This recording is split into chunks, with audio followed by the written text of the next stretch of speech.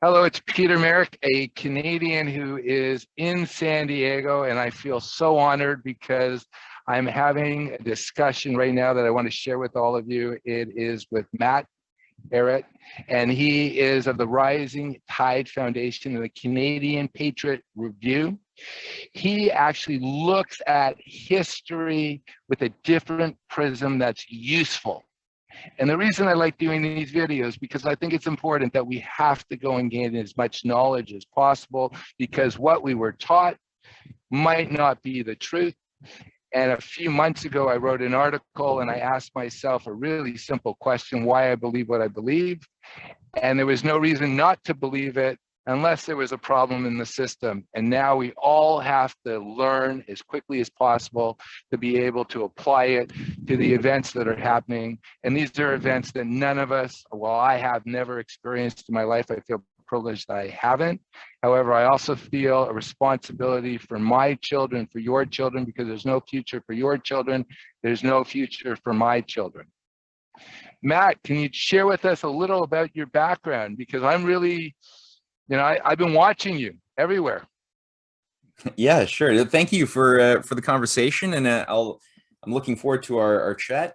And especially the introductory remarks. I mean, the idea of really empowering people to understand the lessons of history so that we don't repeat them, but not only that, that we can actually correct the errors that previous generations have made when society went sour. And in some ways, it's a bit of a miracle that we're here today even having this conversation, which, when you consider the fact that there have been very powerful networks and conspiracies run by very, very sociopathic forces for a very long time, long before you and I were even born, it's quite astounding that humanity has been able to rally itself in moments of crisis and create solution concepts when it was really needed to avoid collapsing into a dark age.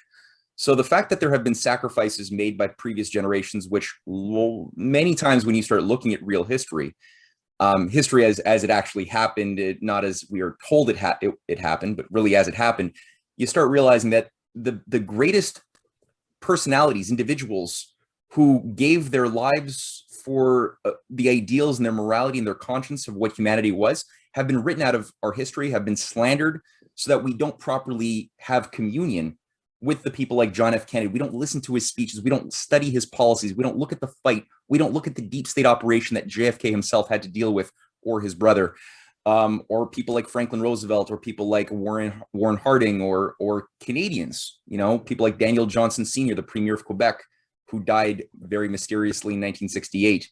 We don't really study his speeches, or Paul Sauvé, the great nation builder who also died after 4 months in power in Quebec in 1959. We don't have an education system which encourages us to go to source material, read their speeches, read the microfilms, listen to their speeches where possible, study their policies. So because of that, we're stuck like lemmings moving towards a cliff, repeating things and mistakes that should not be repeated by even the dumbest of the people of the world, So what I want to do, I mean, in the course of our conversation is, and I'll address your question for myself. My big wake up call was in 2003 when I was studying in fine arts. I was making a documentary with a team of people in school. Part of it involved doing some work on 9/11. I was what you might call a radical normie. Didn't really have much of a sense of identity politically or anything. I just wanted to make fun cartoons and fun videos. But in the course of doing some of my research, you stumble across things that are disturbing and that confront you with the ugly fact that history is very different. And I was thinking, well, if it is the case that something has taken control of the governments of the West, the USA, Canada, that was willing to commit something as atrocious as 9/11, killing its own people to justify what became, a police state operation, mass surveillance, the bombing of countries around the world, killing millions of people who are innocent in the Middle East. All of these things were the consequence, and that was intended. If something so criminally sociopathic and powerful could take control, this didn't happen overnight. This means everything I've been looking at my history is wrong. And so that put me on a new course in life of really just trying to obsessively piece things together. For a couple of years, I volunteered. Can I ask you a question? Can I ask Yeah. you a question? Yes. Because one of the things that's happened to me and many people that I know who've had a wake up moment, Mhm. like a real wake up moment, because everything that you thought just doesn't make sense. And you Mhm. have to have a memory. Mhm. Because if you have a memory, that's the key, to remember, no, that's not the way it is. That's not the way it happened. Most people go into real darkness when they realize that everything that they thought was true and every organization that they had trusted goes into a dark place. That Mhm. happened to you when you realize that it's sort of like the prisoner in the cave who sort of leaves, and then he feels a need to go back to tell the other prisoners what he's seen. However, it's a lonely experience. Share what that was like, because I think a lot of people would be listening to this. That is such a powerful experience. I just want to share with you. Next week, I'm speaking with Patrick Moore, Ah, co-founder. of Green. I was good friends. Yes, Greenpeace. I was good friends with Bob Hunter, Oh. and Bob was very generous to me when I was young, on a television program he had in Toronto. I am speaking with Patrick because he talks about viruses. He also talks about carbon being invisible and how we scared people, and anti-humanism. The part that I'm interested in with Patrick is, how did he survive? Everybody around him turned on him. And the ironic thing was this: he was the only person in Greenpeace who had actually lived in nature, because his family came from several generations of loggers. Plus, he was the only scientist. And he also told me something else which sticks in my mind. He said, Bob was like everyone else, they were an urbanite. So urbanites were telling people how to live, who never even gone out into nature or lived in nature. Mhm. So that wake up call for you walking through that dark night, like what was that like when you started digging? You said, oh my God. And then who could you talk to? Because other people say, well, what does that matter? Mhm. Who cares? Mhm. And you're crazy. Well, I think therapeutically speaking, at the time it helped to be able to write a lot. So I would at least had the habit of wanting to get my thoughts out of my head that I was struggling with as I was researching and writing. So that writing process, it makes the entire learning experience less passive, more active, more about writing my own questions down. If I'm struggling with to answer a problem regarding history, the grand conspiracies, even things of you soon find yourself dealing with human nature, matters of a philosophical nature, because at the end of the day, the oligarchy that has maintained a continuity of existence for many, many generations has itself a coherent, internally consistent, organized philosophy of what they believe the nature of human beings are, that they want to control or keep in the cave as creatures that would be endowed to or predestined to believe only in the shadow impressions cast by the puppeteers, as the Plato cave allegory that I think you alluded to. They have a certain view that they're committed to almost religiously of an anti-humanism, that they believe human beings are a certain thing, a certain way. And if human beings think that they're not a certain way, we have to break them into becoming convinced that they are in fact the way what we tell them to be. And also that also implies a certain cosmology, a certain idea of, it's not like they're completely atheistic. At the end of the day, there is a certain cosmology, a theism, but that they believe that they are participating in, except that it is sort of the very inversion of what is moral, just, and reasonable. So if you read the writings of people like Albert Pike and his Morals and Dogma, for example, I the read organized, that. yeah. I had a friend of mine who was a lower level Freemason, but he was a collector, and I we did a trade. I did a painting of his family, and in exchange he sent me an original copy from this was an 1893 edition that I still have. So I read that early on in my research because I'm like, well, do they really does this elite actually have secrets known only to the inner initiates? Is that real, or are they deluding themselves? What is it? So I wanted to read their writings. So I read at least the last degrees of initiation from the last 8 or 9 The chapters. 32nd. Yeah, I went from The like 32nd degree. 22 to 32, and then you get the 33 obviously when you drink the baby blood or something. And you're but it gave me a clear-headed sense by reading Pike that they are Luciferian. You know, he does define God as being clearly Lucifer, the god of light, and in his messed up Manichaean philosophy that has been going, this goes back to ancient days of Greece and Egypt. Before that, there's a continuity. There's an idea that there's an equal balance of light and darkness, and that the god of the Christian, Adonai as he calls them, is the evil god, and the god of Lucifer is the slandered god, who's actually the good one, that they all convince themselves they have to harmonize with and become instruments of. And everything becomes this world of shadow and light in a Manichaean balance, that darkness has an actual force to it. Light, you know, that's equal to good, and not only that, more powerful than good, in the sense that good only exists when there is evil. So in that sense, evil is the cause of the good. So they get into this weird cosmology, and in that like world, Seth and Horus, right? Like evil. yeah, good, well, going it's back like the to- Janus thing too. You know, the multi, you know, the two-faced Janus. Seth and Horus is another example of light and darkness. Yeah, so it manifests itself in different cultural clothing, but it's the same ultimate thing. You know, Apollo Dionysus. You know, that was one of the key organizing cults in Greece too. You know, you're this Kantian, Apollonian figure in the daytime, doing your duty, right, whipping yourself into good behavior, and then at night you worship at the temple of Dionysus, and you go into your drug-filled orgies, or, you know, Bacchus is another name for it.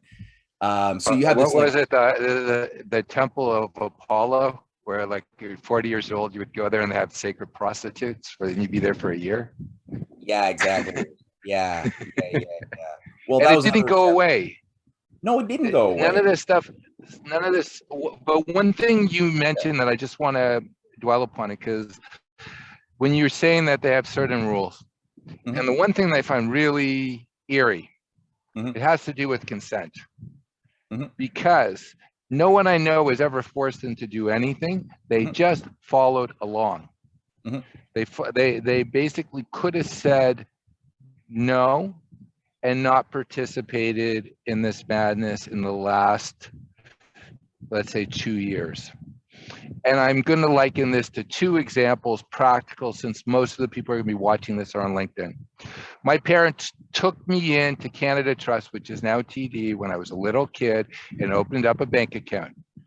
I ended up finding in a box, my father was a CPA and he was very organized. And I found in the box like the form, and I'm reading it, and it said that I had 6 months to go and renounce whatever my parents had signed me up to after I turned age of consent, 18. So basically, the information's given to us, and if you do nothing, it's almost like we've given consent. And the other example I will use is with my daughters. My daughters were born in Toronto. However, their mother is American. My wife went to the consulate and got them their citizenship. She thought she needed to do it. It says, and my expertise is cross-border planning between Canada and the States. At age 18, the child has to make the decision whether they're going to renounce their U.S. citizenship, or they're going to be responsible for taxes and whatever other responsibilities, if there's a draft or whatever, to the United States. Most people don't know this, but they don't care about ignorance. If it's out there, it's your responsibility, exactly what you did, Matt, to go and find that information.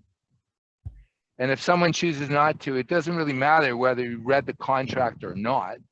You still signed it. Yeah. Well, that's the thing about being a citizen versus a subject, I think. You know, if you think about the deeper philosophy of being a citizen, means that you have a personal responsibility to go above and beyond what is expected of you. You can't just be somebody who calibrates to whatever is normal in your society, because what if your society falls into corruption, decadence, decay, and what's normal, right, it becomes really mediocre to the point of being borderline evil. Are you going to just adapt to that just to like fit in? And no.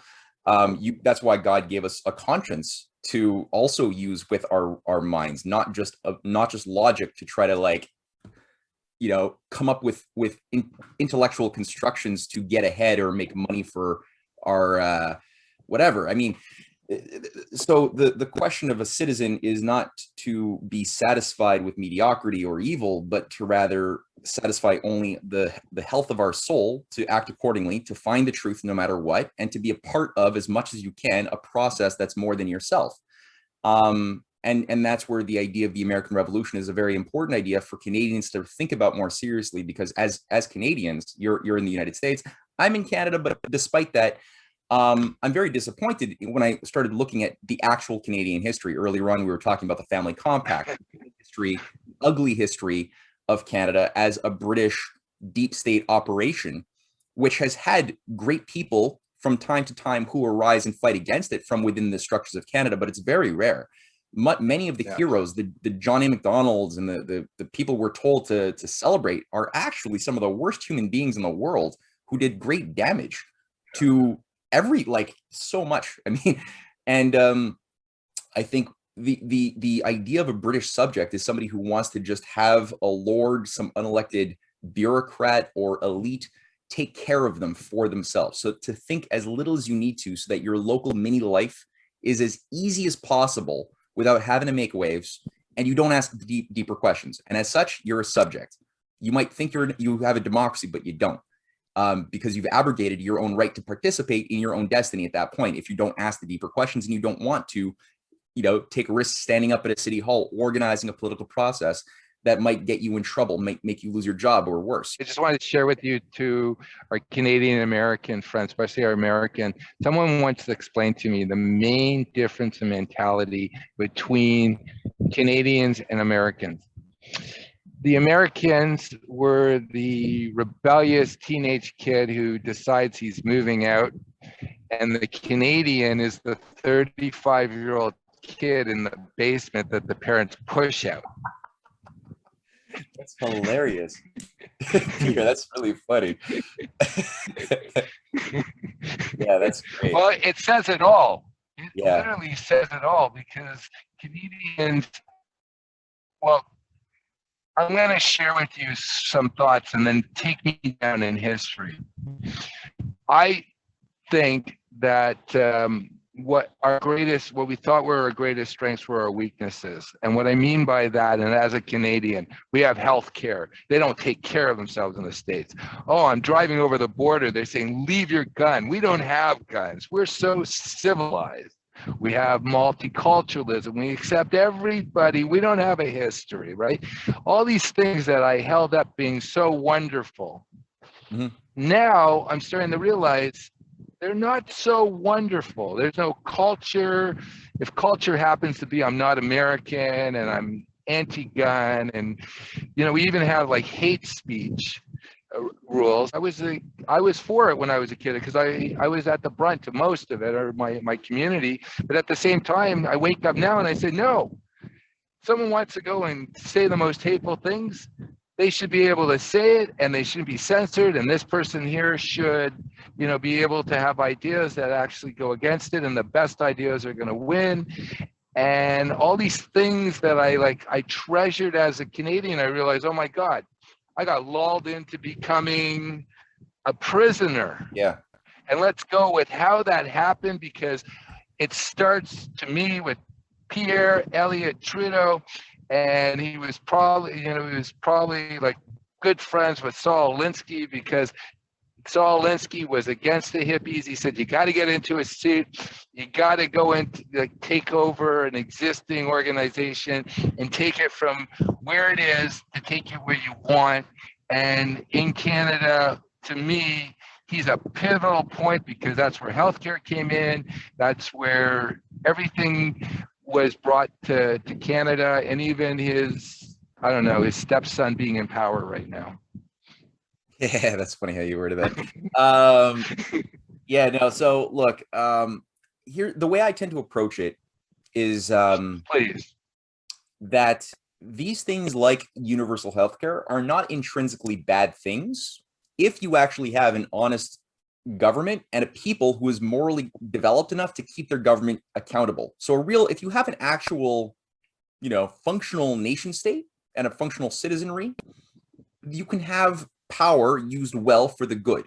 To the degree that you actually have a sociopathic death cult taking control of your society and your people in general become dumber and dumber, then any type of central power will be used to enslave and destroy your freedom and your lives. That'll always be the case. So like government in that sense is kind of like a knife. It can be used well to cut your bread and hunt and keep your family alive, and inversely it could stab your neighbor and be used badly. So that's what I would just say on the nature of governmental power.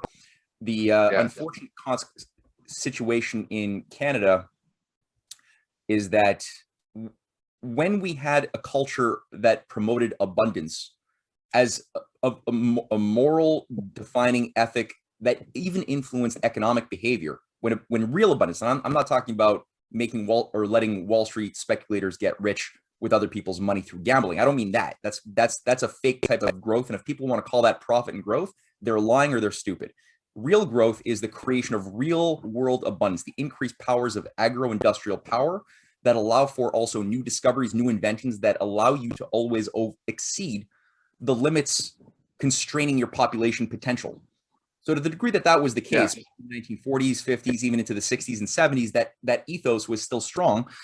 You don't have a problem so much. You can't really justify the idea that, we have to balance scarcity in healthcare or balance scarcity, there's less to go around in food. So who's going to live and who's going to die, right? You don't have to get into that triage mentality. And unfortunately, it gets disappointing when you look at the growth of Canada's universal healthcare system. And I got to say that there have been times when it's been used very well, but its origins come from a Fabian Society operation in Canada that was set up in 1931 called the League of Social Reconstruction.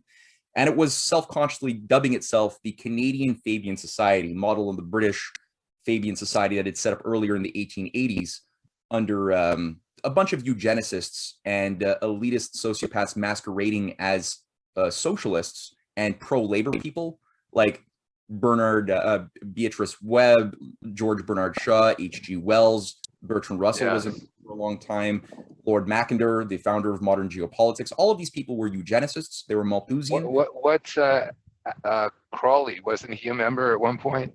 He was, as far as I know, he was a participant in Fabian Society discussions. I'm not sure if he was a member. I wouldn't be surprised if he were.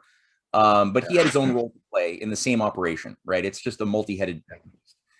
And so the Canadian Fabian Society was set up by 5 Rhodes Scholars under F.R. Scott, who himself was an Oxford Rhodes Scholar. And these two sort of think tanks worked together very closely throughout the 20th century to basically follow the mandate of Cecil Rhodes. You know Cecil Rhodes? Yeah. Oh, yes. So evil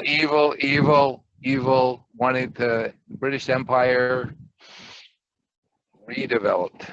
Yeah, exactly. And to undo, he really also in his manifesto in 1877, he called for the undoing of the American Revolution, the reabsorption of the rebellious colonies, and a global church of the British Empire with a new breed of civil servants that would be better conditioned, more disciplined than the previous generations who were a little bit too influenced by, even though Britain was an Anglican, there's a lot of problems with the Anglican forms of Christianity. I mean, having the queen or the crown at the head of the church is a weird thing. But despite that, you read the Bible. And when you read the Bible, sometimes what happens is you activate conscience. You start actually thinking that it matters. And their civil servants throughout the 19th century often wouldn't carry out the type of blood-curdling murder that they were expected to do, whether in India or Ireland. And we've got a lot of cases of civil servants that went off the reservation, so to speak, right, and didn't obey orders. So Cecil Rhodes was part of a reorganization of a weakening British Empire that was trying to problem solve, well, how do you create a new breed of manager? And so the idea of the Rhodes Trust Scholarship Fund became an important part of that.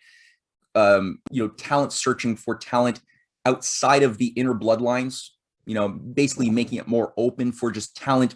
Even if you're from a poor family, if you got talent, we'll give you the opportunity to be tapped on the shoulder, rise through the levels of initiation in Oxford. If you got what it takes, we'll send you back to your home country with a position of power in government and media. Isn't the Deputy Prime Minister of Canada, isn't she a Rhodes Scholar? Great example, Christia. Yeah, exactly. But she might be a bloodline because her grandfather on the maternal side was a very evil man. Mikhail Chomiak was her grandfather, indeed. Yeah, and he was the lead propaganda figure working from Hitler in Ukraine. Yeah, and he was in charge of all of the newspapers and propaganda output of Ukraine under the Bandera and then later Lebed Nazi affiliates in Ukraine during World War II. And he was absorbed into the Anglo-American security complex after World War II was over, as was people like Bandera, like Lebed, who were then deployed as part of Operation Gladio. That was what the CIA and MI6 had done by taking fascists and Nazis and putting them to work carrying out terrorist operations, atrocities, and other things, including in a lot of right-wing governments in South America, which killed their own people en masse, all as part of the war against communism, which is what shaped the terms of the Iron Curtain, the Cold War. It was all based on anything is justified if it stops global communism. And that means working with Nazis, that means everything else. And yeah, Christia's family was a big part of that formula. So the Canadian Rhodes Scholars, the 5 of them that created the Canadian Fabian Society, they created a political party in 1932 that was expected to take control as part of the response to the Great Depression, which was, again, just like today's on. Which party? What was it? The Social Credit?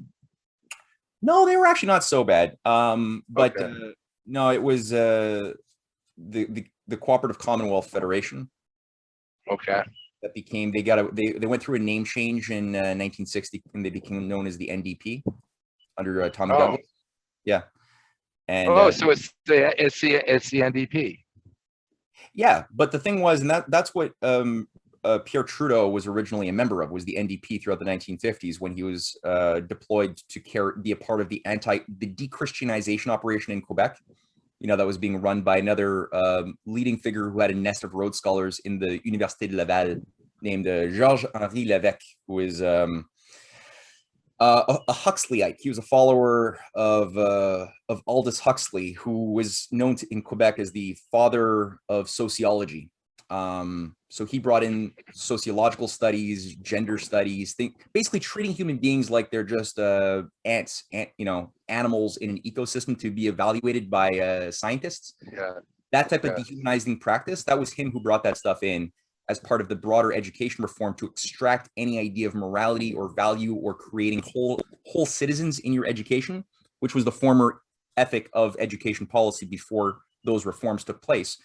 And Pierre Trudeau worked in his department at the Université de Laval, and he was an NDP member. So, and a lot of these guys were all NDP, but they became aware at a certain point that there was not enough support in general for communism to take hold in the 1950s. The population didn't support the idea of Malthus of population control because they were still governed by the idea of C.D. Howe, Clarence Decatur Howe, our Minister of Everything, who really modeled his policy off of the best of the Abraham Lincoln, Franklin Roosevelt experience of building the Avro era, building next generation nuclear power, right? Building up big infrastructure. So the idea of having limits was an alien concept, absurd.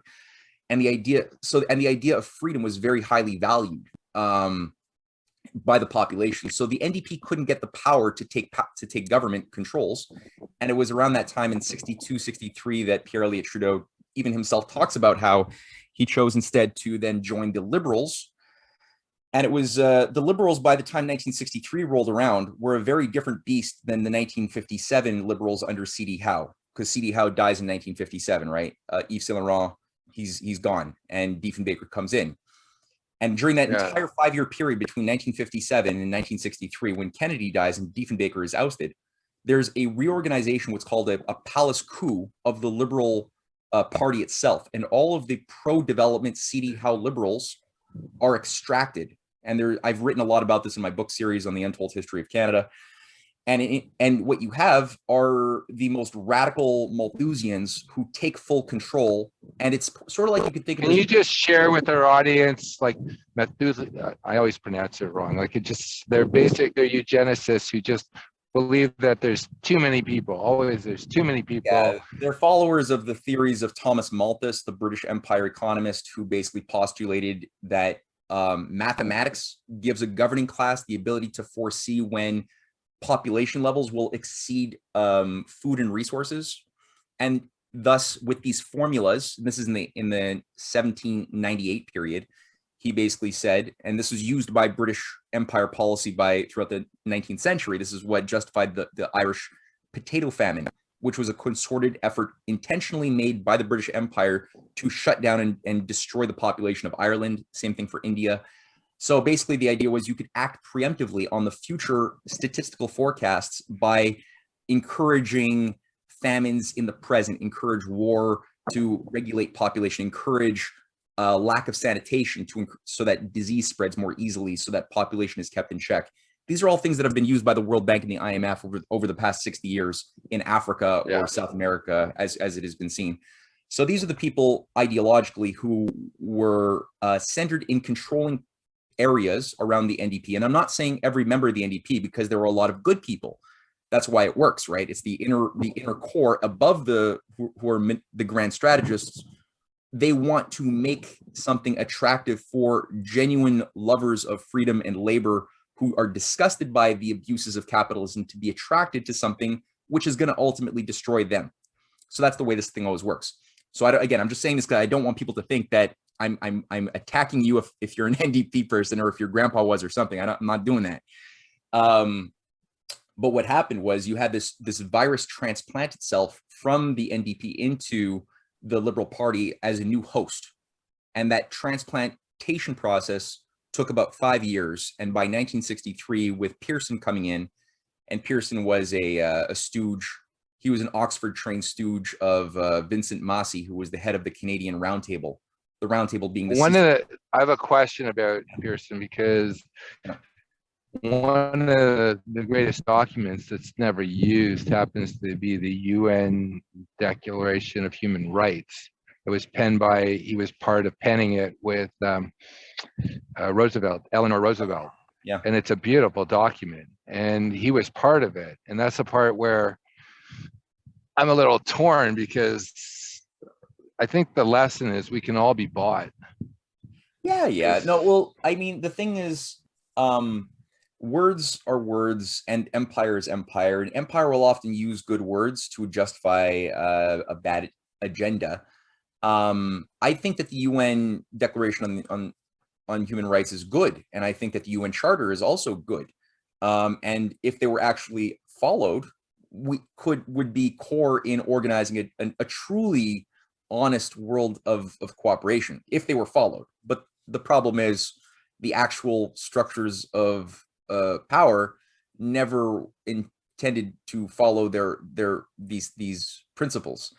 I think Pearson was not evil. I would not say that. I reserve that word for very few people, because you have to be very smart, very on top of things to qualify, in my mind, for such a characterization. You have to be really self-aware of what you're part of and what you're doing.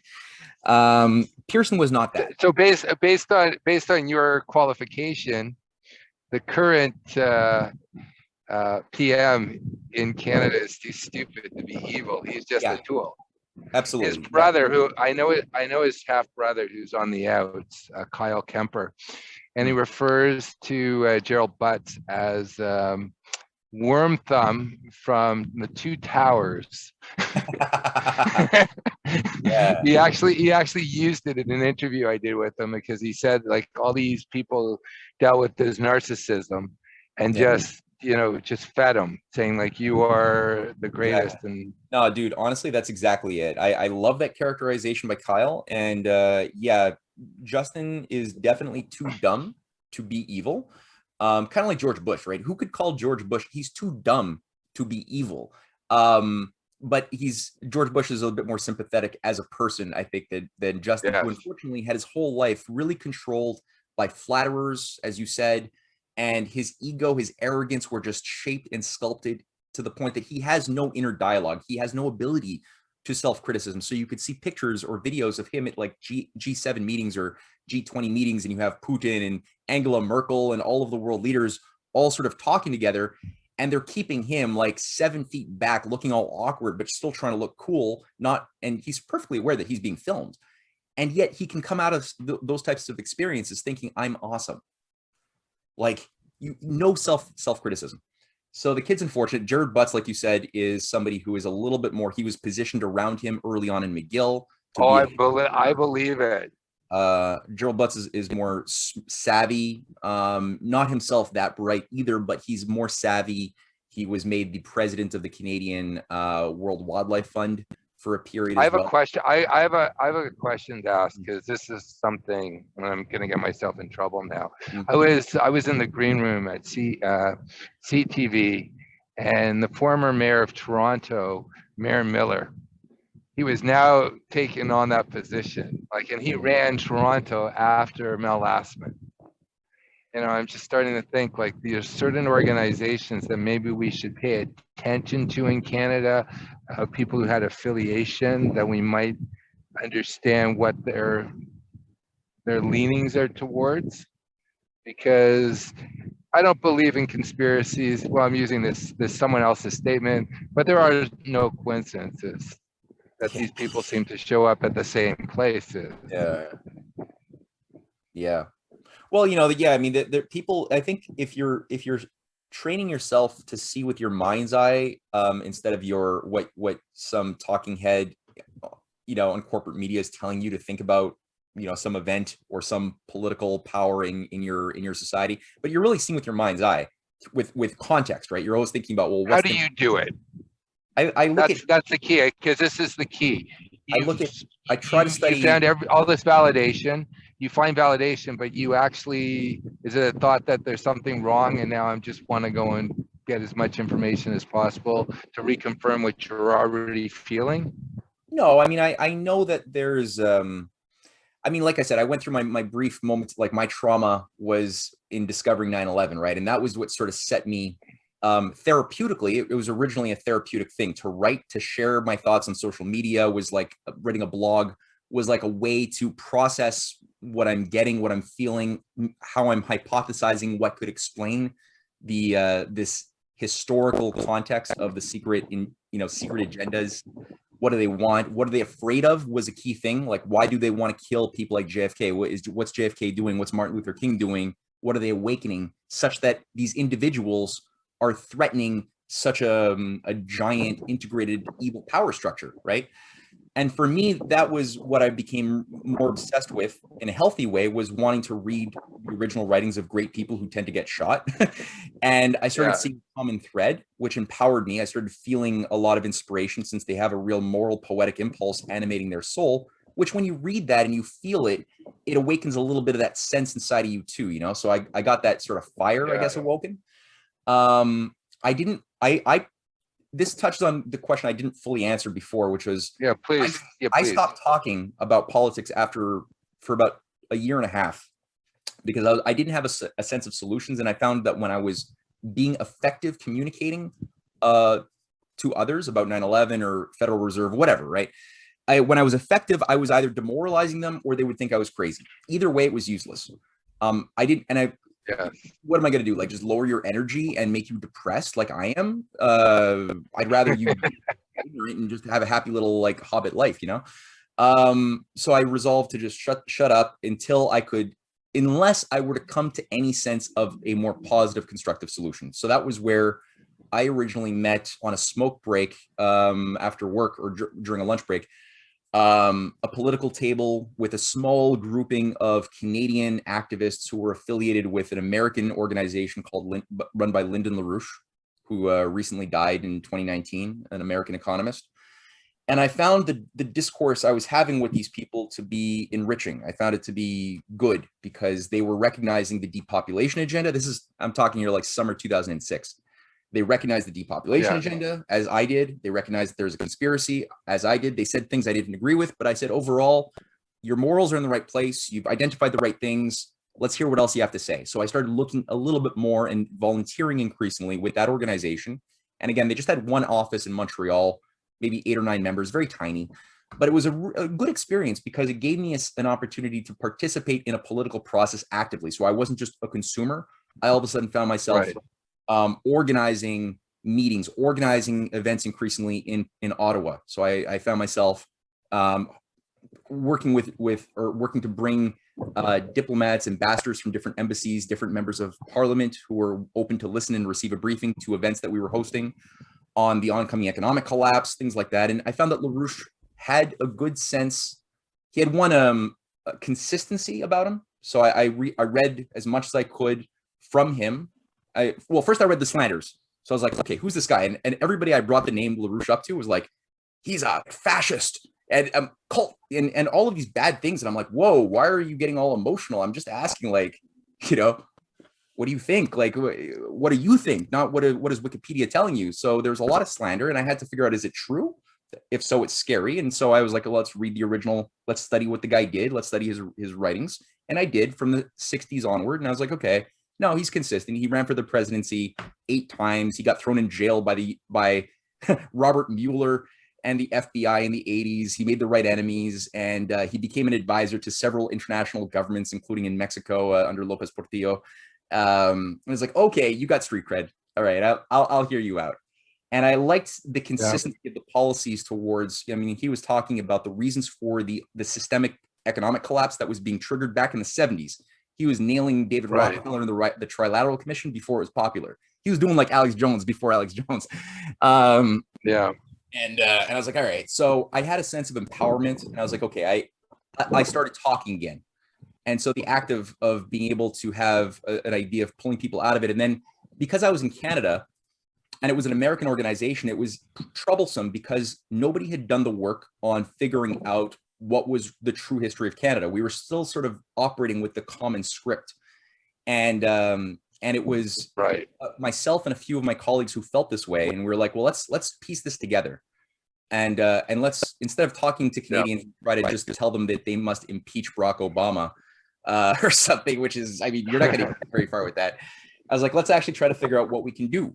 And part of what became my book series and the online magazine, the Canadian Patriot, came about when I was just trying to ask the question or answer the question, how did we progress? How did anything good happen? Right? There's definitely progress from the 1800s to the present. Were there fights to make it happen? Was it just the empire giving it to us? And that's where I started with the story of the social credit figure, W.A.C. Bennett in BC, and how it was that under his 20-year leadership from 1954 to 1952 to 1972, the biggest leaps in progress happened. The building of the biggest dams in Colombia, the Peace River, the biggest not just hydro, but also industrial growth, train systems, everything. I mean, and then, I was like, okay, well, he was fighting the whole time against these Rhodes Scholars and Malthusians who were embedded both in Ottawa as well as within his own provincial administration, who were sabotaging him every step of the way. He had Power Corporation, the thing that Maurice Strong, founder of the Great Reset, right? He was the head of Power Corps in Quebec, but Power Corps in BC was constantly trying to prevent W.A.C. Bennett from building anything until he nationalized it, forced a takeover, and forced it to behave according to the needs of the people. And the revenue he got by building all of these projects in BC was so great that abundance gave him the ability to give a $100 million loan to Quebec to build our hydroelectric dams and everything else that got us into the 20th century. And it wasn't because of Ottawa. It was only because of the BC-Quebec alliance and also some good people in Ontario at the time. But so all of these different stories and dramas ended up showing up across all of Canada, and that became a series of books. And then that just inspires you. The more you look into that and the more you build off of that living history, the more your ability to analyze current events is increased. And so for me, I'm trying to basically use my mind's eye and help Right. other people use their mind's eye too, as best as they can, so that they can make their own judgments on their own without being told what to think by anybody, you know? And it's a very inspiring and empowering story that you want to tell it when you realize how much work has been put into suppressing these truths of our history. You Right. want that much more to just put the light on the shadows. So that's sort of what's sort of animating me and keeping me going. And I think overall happy, despite being I'm a melancholic person, but overall I try to stay positive, and that's why. And I know that people, you know, die historically. There's injustices littered all throughout our history. But if your sense of self is tied to the wealth of your soul, and you're confident that you have an immortal soul made in the image of God, if that's something you're on, then it doesn't really matter as much what happens to your reputation or your physical comfort. It's really that first and foremost. And then people like what Martin Luther King makes more sense. Like, he knew he was likely going to die, but he did what he did anyway with passion and love. Well, he has he I think his last public speech, he said something unbelievable. He said, like, if I was 38, which I am, and this is 3 months before he was assassinated, and you were called to do something moral, and you died at 38. And the other option was you had lived to 92, but you did not act on what you were called to, what you knew was morally. He said your body would just be joining your soul that had died at 38. Yes. And I'm writing a book right now, and the book is called The Dot Collectors. And I just want to give you the thesis of it. And this is also why I'm having these conversations. I asked, why did I wake up? And, you know, the moment I think about, well, you know, it jumps back to another moment and another moment and another moment. And why were the things in my life that were significant? So before 9/11, everything, you sort of had things in your head that you made note of, was disconnected to everything else. But now you get it. And then you have a different perspective than I do. So it's not dot connector, it's dot collectors, because you have to collect those experiences and that wisdom. And then I realized why I was doing it. As I shared with you when we were talking, I grew up with a lot of Holocaust survivors, and some of them who survived, they would say that everybody was going left, and they were going to go left. But because of their experiences and also following what their gut, their soul is telling them, they went right. And then they started trusting going right. And everyone they knew who went left ends up becoming killed, and they end up surviving. And it's almost miraculous. And you shared with that, because one of the things that when you study Adam Smith, that no one really focuses on, he talks about the invisible hand. That's God.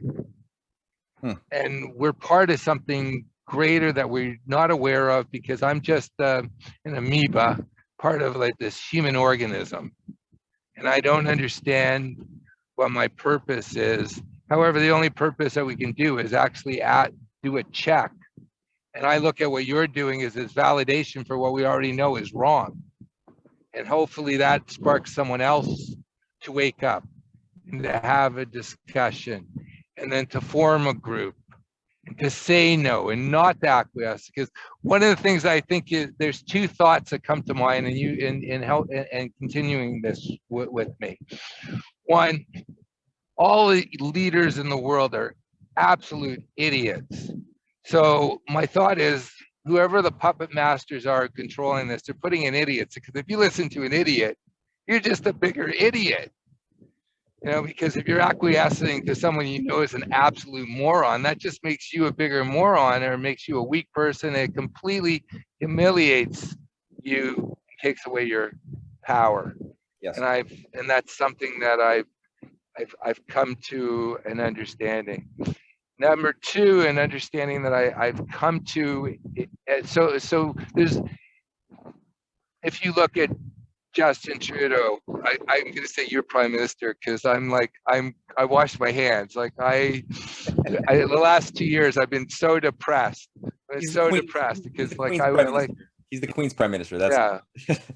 Well, he's the Queen's prime minister, but he's from your city. yeah. Sorry about that. Yeah. So no, I'm just joking. But to like listen to people who listen to him, or listen to Joe Biden, or listen to Johnson, or listen to Macron, or any of these guys, they're not very are art in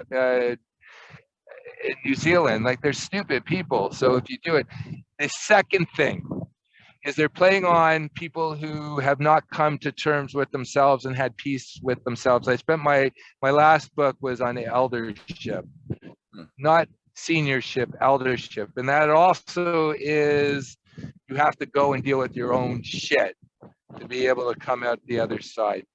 Mm-hmm. And the point is, the biggest thing that they're playing on is fear.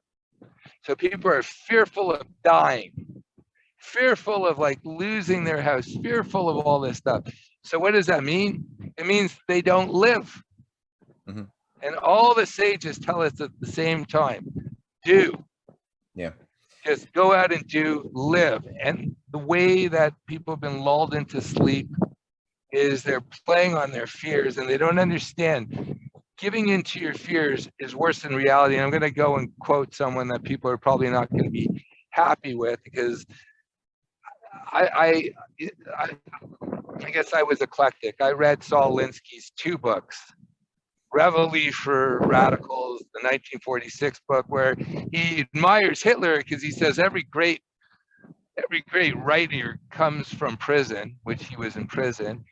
And then he also said, the fear of something is worse than the reality. So play on people's fears, and they'll give you whatever you want.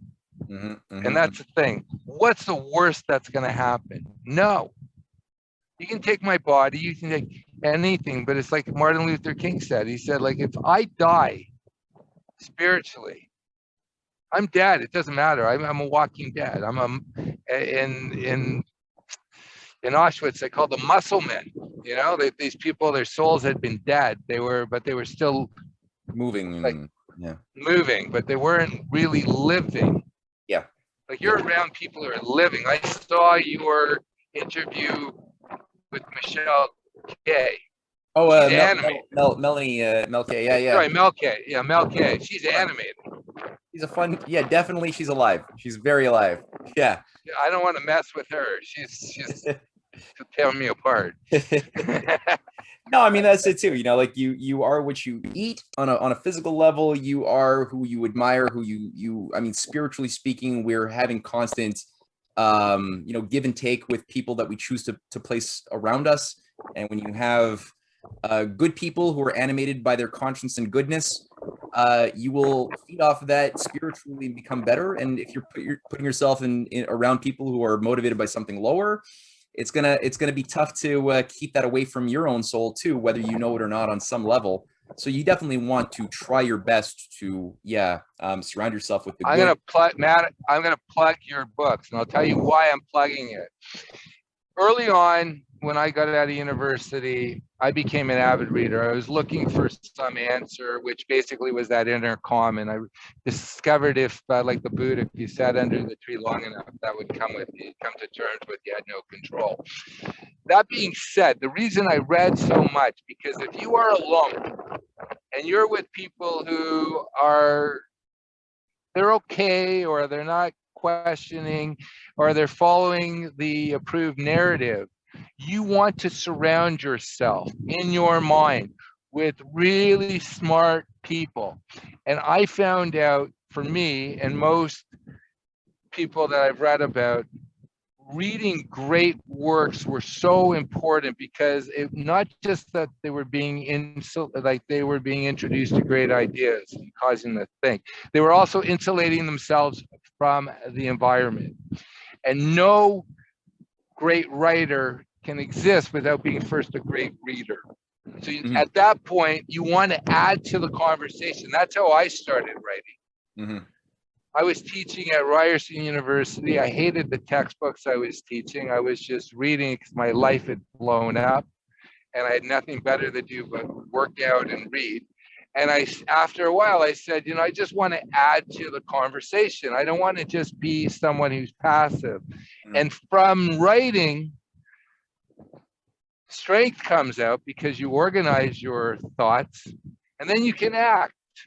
Yes. And the greatest teachers are not ones who say, I'm so brilliant. They say, I need to get you up to speed as quickly as possible because there's a war and I need you. I'm not going to hide my information. I'm going to share it. And I find it really crazy. People all the time go in. One time I spoke in front of 800 people and I was talking about certain tax solutions.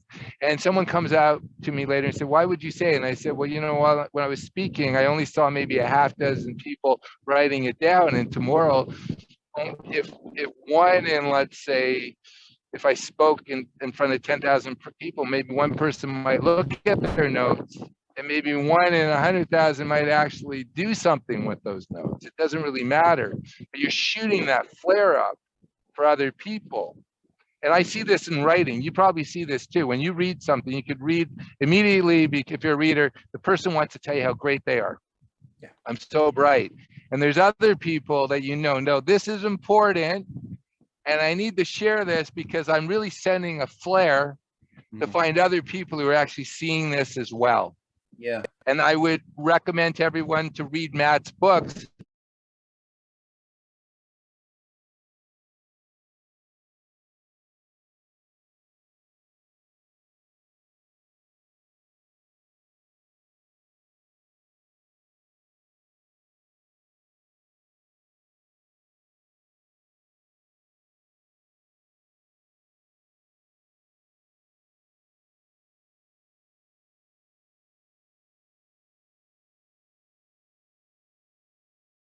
Because if you don't know where you are, how are you going to fix anything? It was Burns. Remember that the documentarian who did the Civil War and baseball and jazz. He says, if you don't know where you are, where you come from, you won't know where you are and you won't know where you're going. And that's why it's so important to start off reading Matt's books and understand, if you're Canadian, where the hell do you live? Oh, I think that you're very, very well spoken, and I couldn't agree more. Including the plugs for my book, I really appreciate that. But yeah, no, I mean, philosophically, that is really it. And I think that the thing you always want to look for when you're reading others, and I mean, read people you disagree with. I mean, that's the most important thing. A lot of people only read the things that they already agree with, or that empower a bias or prejudice that they're committed to. That's useless. I mean, you want to really read things that you don't know, of opinions that you don't know, that may be wrong, that you disagree with, and wrestle with them, prove that they're wrong. And you'll often find that sometimes there will be content that person says that you disagree with, that you're like, you got a good point there, though I disagree with you on the other stuff. But hold reserve judgment, try to collect as much as you can, and always self-question. And I think that you'll find that there are some authors who are more interested, like you said, you could tell that they care about your mind, because they're not telling you what to think or how great they are or what trivia. They're not giving you an explanation. They have a question, they have a question. Yeah, you could see the question that they're making transparent, that makes the answer have value. They're not giving you the answer, they're giving you the question. And that's why I like Plato so much. And people, if they really want to have some healthy mental and spiritual gymnastics, I would say put down social media for a while, spend a few hours each day just reading a Platonic dialogue.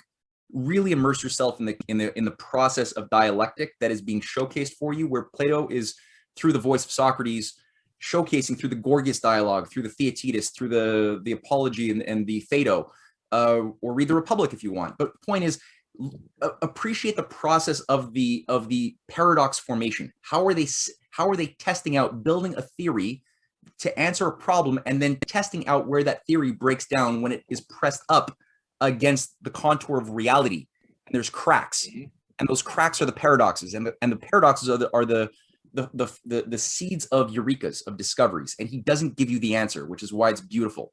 He lets you sit with the splinter, or the splinters, plural, and have you think about, over the coming days after you close that dialogue, how do I resolve that? And that's where the mind is moving. That's where knowledge comes to life. And that's where you'll find that fuel is something. I want to add something to Plato. Yeah. I want to add something. Eric Hoffer. Eric Hoffer, okay. Have you read Eric? You have to read Eric Hoffer.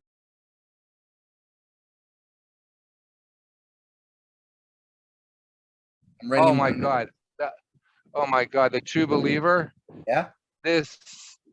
Well, I don't want to get in, like, his story is incredible, but it is the greatest brevity book, which most, like, if, like, I had clients who made their own wine and they would constantly like strain it and make it like 40 proof. Yeah. That's how he wrote. And Eisenhower read his book, gave a talk mentioning his book. He was a longshoreman in this is the greatest gift I'm giving you. This book is going to kill it. Like, and it's a dense book. Like you read a sentence, he said it's a bomb. Yeah. And I saw in 1968, and this is like what I love writing. In 1968, he gives an interview on his writing process. Now, he was technically non-educated. He was a longshoreman. He said he would spend a month on a paragraph just to say it right. So when you read something, you can tell whether someone is a craftsperson, and it's important for them to say it right. And it's like, this book, there is no fat. And I just add it because right now, but it's very important why his book is powerful, because Eisenhower said this explains the world. And to the day Eisenhower died, he gave out copies of Eric Hoffer's book saying, this is how the world works. And it was like, okay, my thing is, well, this guy might know a few things, right? He gives some pretty interesting speeches and warns us. And that's really what we need to do, because you and I are born into this world. We don't know anything. I remember looking at a picture of my sister's engagement party in 1991, and all the people who were in the picture, they're now dead, including my father. And I'm thinking, well, I'm listening to these people pretending that they know, but what did they really know? And that's the question. Like, just because, someone has authority doesn't mean they know. And it's important.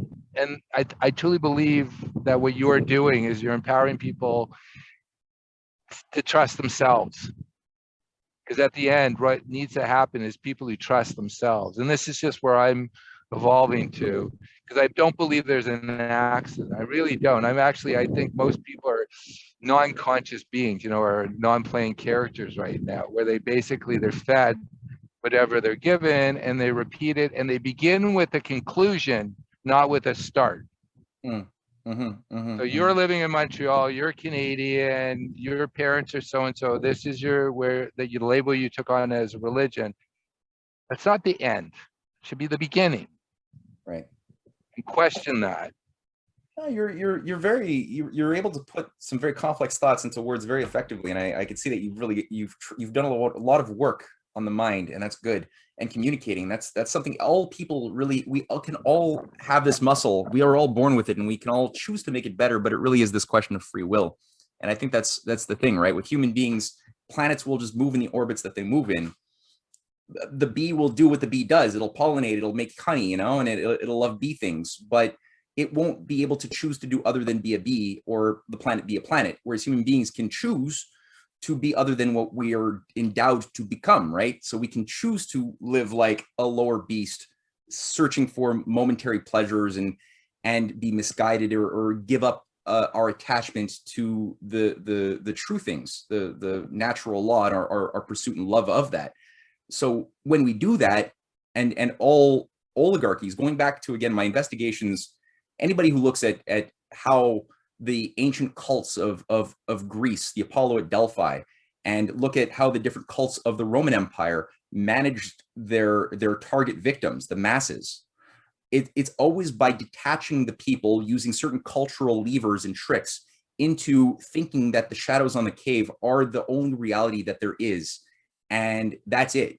And to the degree that people do that, and they live for their hedonistic pleasures, the sensualism of the five senses, right, and they let their minds and everything become enslaved to the impulses and impressions of the senses, they step out of the continuity of universal history that they were endowed to play a part in amplifying. Like, we're all amplifiers, the way I see it. Like, history is this flowing wave, and we can all amplify in varying degrees the power of that wave towards creative good, to creative growth.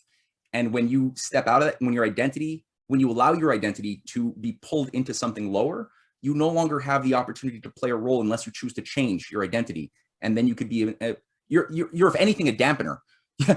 like just in wavelengths, right? You can have certain frequencies that dampen a wavelength, a frequency, and some that amplify. And we use that in surgery, use that in engineering. It's in astrophysics. And when human beings are dampeners, unfortunately, it's tragic.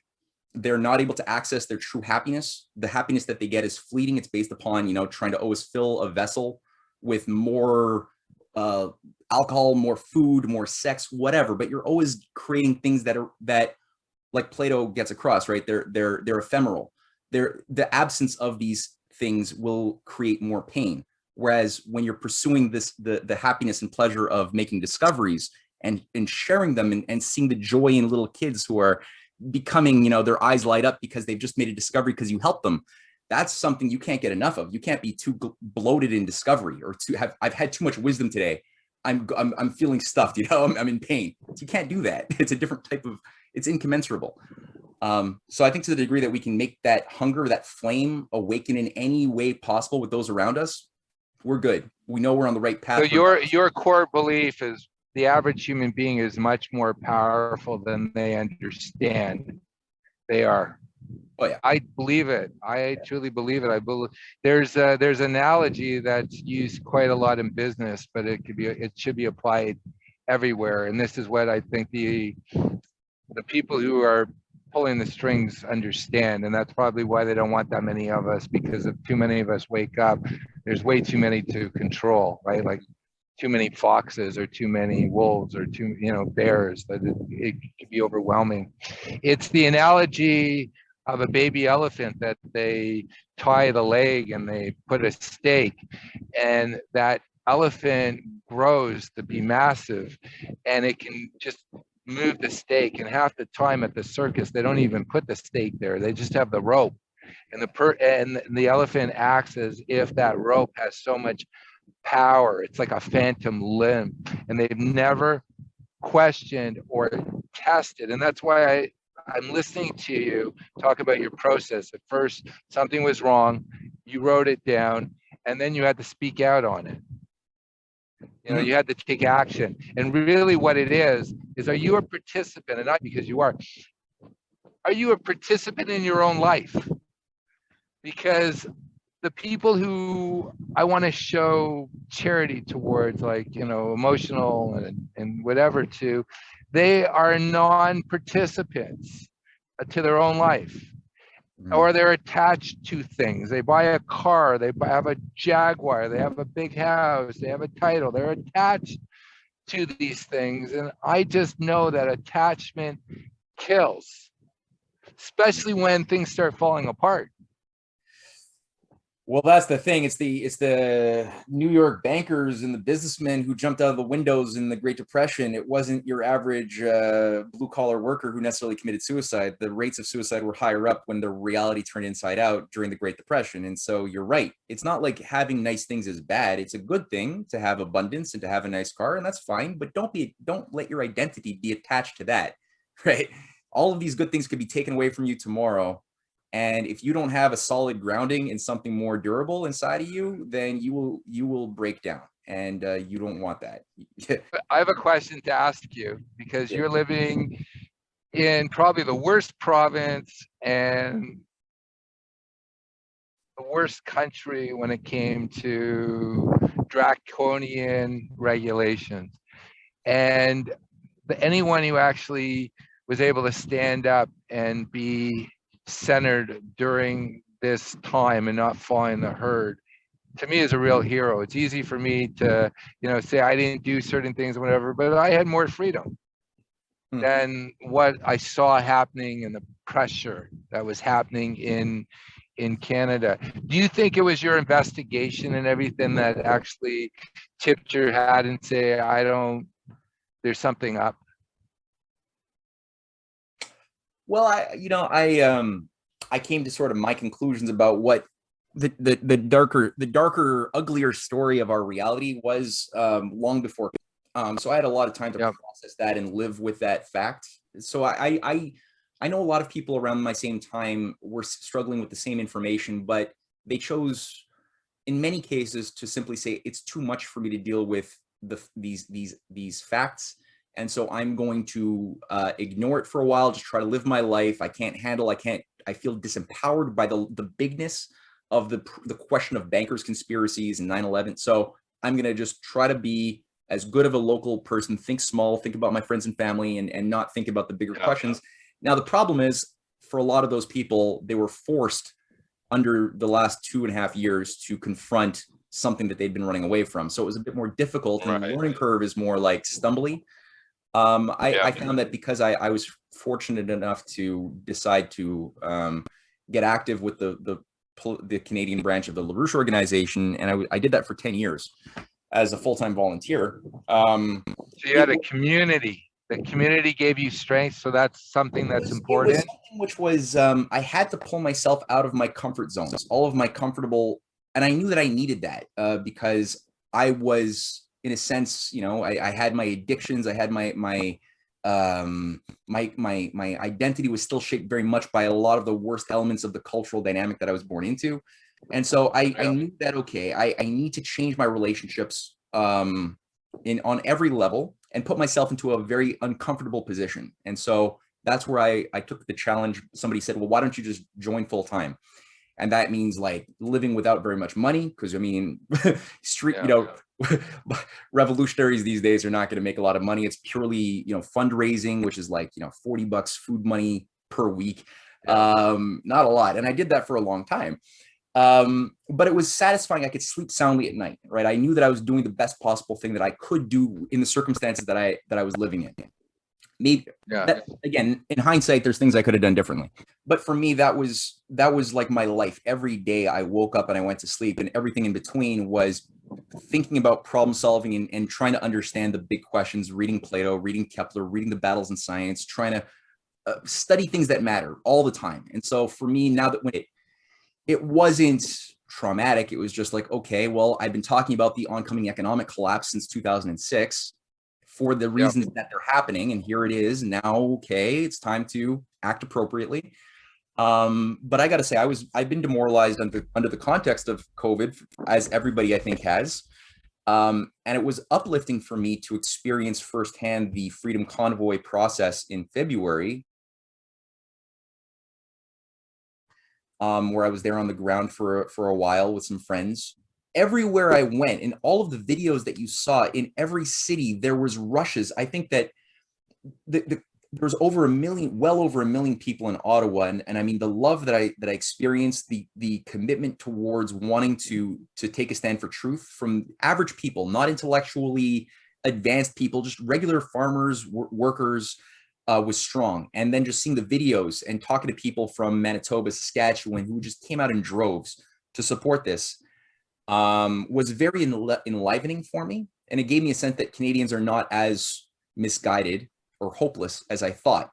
And this, minority, this radical minority that was being, I cried like a baby, but I, at that point, just felt like, like my heart was broken, like completely, like I've got to, I got to leave, like I can help people leave who want to leave, but it's like I need to leave because it's that. And then that brought such hope, and about the energy you felt there.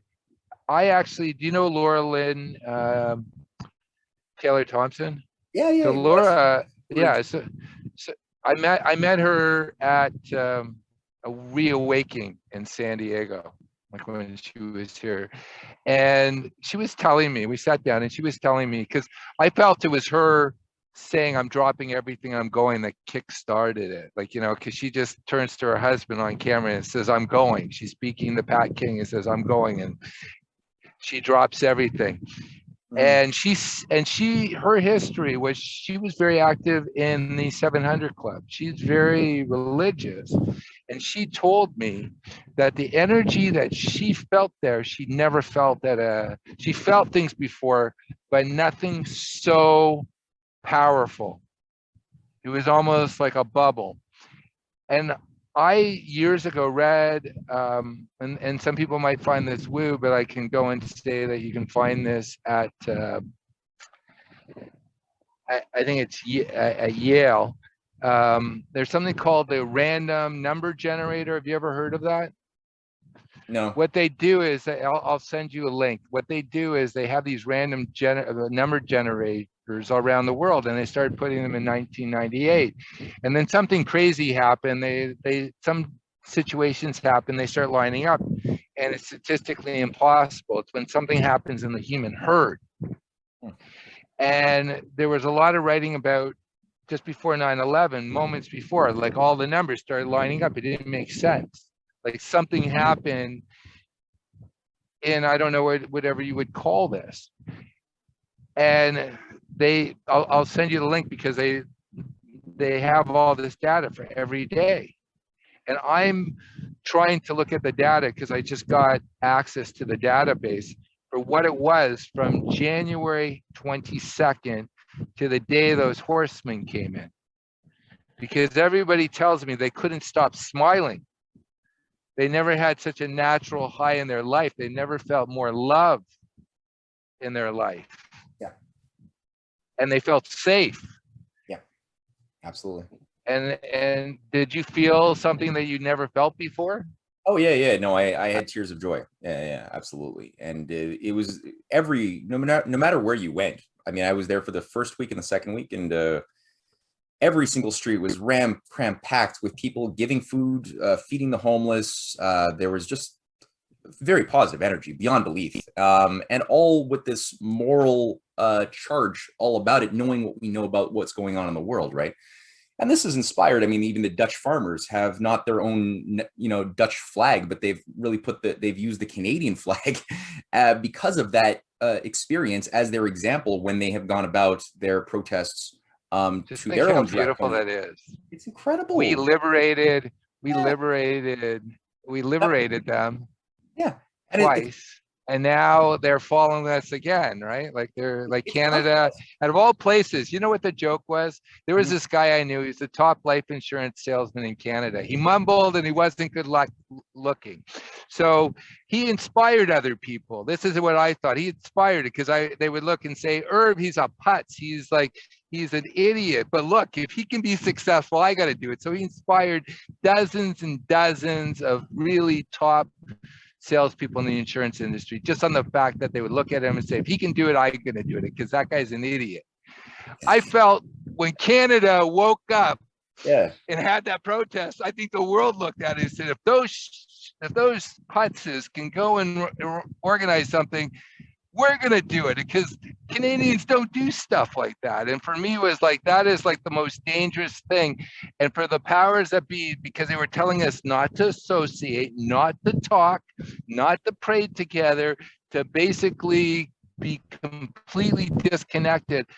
I believe that those in the know that we are more powerful because we are spiritual beings having a human experience, not that we are materialists. And I'm sorry for ranting right now, but the biggest thing that happened to me in the last 2 years is I realized that I was nothing I thought I was. I was a materialist, and my religion was materialism.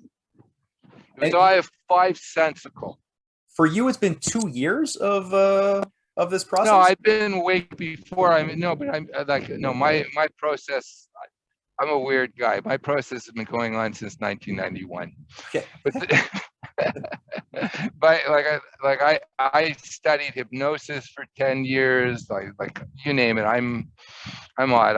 Typologies, everything. And that's why I'm writing my book right now, because there was so much that I took notice of, but it was good for conversation at dinner. You go, oh wow, you did that, but it had no practicality.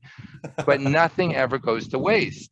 I look now and I say, oh my God, like I read this. Like, for example, I think what we should all be focusing is on Buckminster Fuller's book, The Critical Path, because he's in abundance.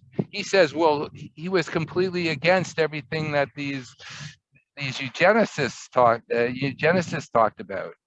He basically said, like, we make cars lighter, we make things more efficient, human beings think, we have more food, all this stuff. He said he was talking about the future. Well, all these people are talking about taking away. They haven't created anything. I had an interesting conversation with Edward Dowd. Do you know Edward Dowd? He's the ex-BlackRock gentleman. Oh yeah. So I had a conversation with Edward, and there's something that I'm going to cut this out, but there's something I want to bring up to you afterwards that help to get your message out. So Edward said something to me that, I like demographics, and I'm thinking, okay, the demographics are going to crash this year, especially in Canada, because 1958 was like the height of the baby boom, and then no more kids, and all these things are promised. And in China, they got the same problem they do in the West. They don't have anything to support these people, which is bullshit too, because when people are having, like, one income was supporting 5 people back in the 60s, we'll figure it out. But what he said is productivity has stopped since 2008. Yes, they pumped in all this money, but we've been going through a deflationary period. None of the money that's gone into the system has gone into creating anything that we were sharing earlier. Yep. Back in the, I guess, 52 to 72 in BC, where it was actually being used for something. It hasn't been used for anything. It's been used to actually siphon it out. Like the money going to take me off YouTube, the money going to the Ukraine is probably being sent somewhere else. The money, like the money that's the checks that are going out. And on top of that, do not take a government check, because now you're going into this universal currency and they've got access to your bank accounts and everything. Like anybody who asks these questions, say, why? And I'm going to leave with this question. The best question that I ask myself now, if I was a devil, what would I do? That changes the entire prism of how I look at everything that's being done. I would do this, and I would do that, and I would do this. I'd understand it. Not that I want to do it, but if you read, you got to do that. You have to put your mind into the shoes of the devil, in a sense, so that you're not going to be a fool. The only way to avoid being a fool is to put yourself through that ugly exercise and get into the cesspool. It's terrible. It's uncomfortable, but that's the point of, like, good drama too, right? Like when you look at Shakespeare's, what is Shakespeare doing in Othello with the character of Iago? What is animating Iago to whisper all of these lies that are inflaming the false passions and egos and insecurities of his target victims, such that they end up destroying each other? And Othello, noble Othello, ends up killing his own beloved wife Desdemona, all because of Iago in Venice. Iago is demonstrating, and what Shakespeare is doing through Iago is demonstrating the nature of Anglo-Venetian intelligence operations as they are actually deployed in courts, in kingdoms, and in nations to get people who have everything in common to be friends, to be allies, to destroy each other. And that's the nature of the game. But he's helping you as a citizen enter into the mind of evil so that you can walk out of that experience with a better understanding of the nature of what your nation is a part of, so that you can be a part of discussions, policy discussions that are going to help overcome or navigate through storms that you need to do as a citizen and not a subject. Subjects don't know about evil. They know about share with you where I have hope. There was a computer game simulation back in the 70s, and it was called Tit for Tat. And there were 3 strategies for it. The first strategy is just attack. So these are the evildoers, just attack, attack, attack. The other one is retreat, be attacked. And the third one was mimic what comes at you. And I've had a lot of time to think about this. And the one that mimicked what happened to it was the strategy that won. So if you attacked me, I attack you. If you were nice to me, I was nice to you. So what does that mean? My last book, I called it The King of Main Street. I didn't call it The King of Bay Street or Wall Street, because it's time for people who have lived good lives to now step forward, to be called upon. if anyone reads the writing of George Washington, he talks about Cincinnatus, who saved the Republic, not the empire, the Republic. And they go to him to become the dictator, and he goes, he puts down a rebellion, and they offer him to be the emperor, and he says no.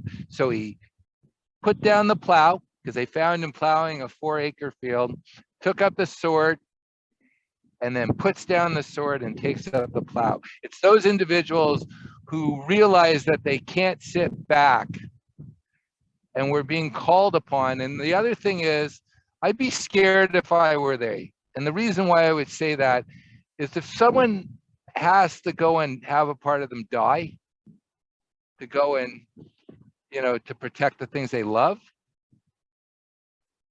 those, they don't have a chance.